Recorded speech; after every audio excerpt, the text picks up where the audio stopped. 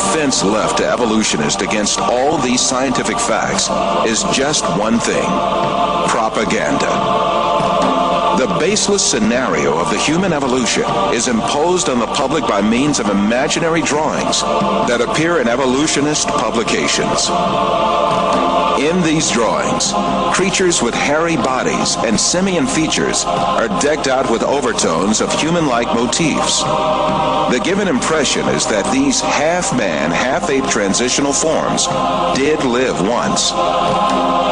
From time to time, drawings that present snapshots from the social life of these creatures are made. These misleading drawings are introduced in a particular sequence to engrave the scenario of the human evolution on the subconscious of society. Even in the most famous scientific publications, there frequently appear such window dressings called reconstructions and imaginary family tree drawings made by their inspiration.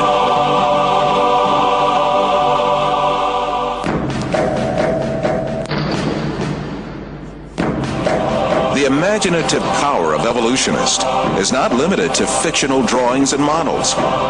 They go even further and shoot movies in which imaginary half-man, half-ape creatures act. However, all of these are pure deception.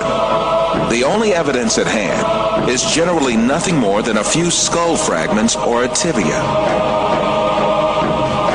The hair, skin, nose, ears, lips, or other facial features of a living being cannot be determined from its bone remains.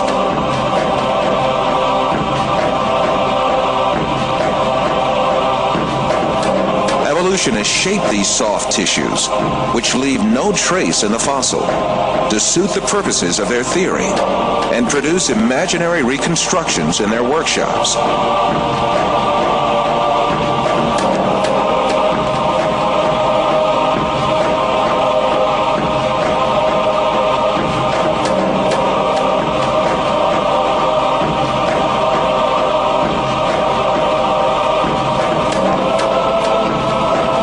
Houghton from Harvard University states that these drawings have no scientific value.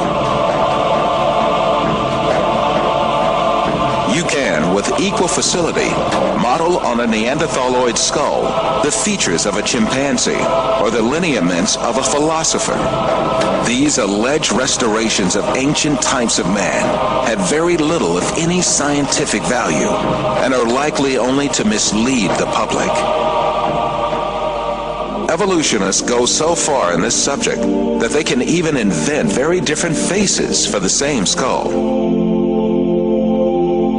The three entirely different reconstructions made for the fossil called Zinjanthropus is a famous example showing how persistent evolutionists are in producing these false masks.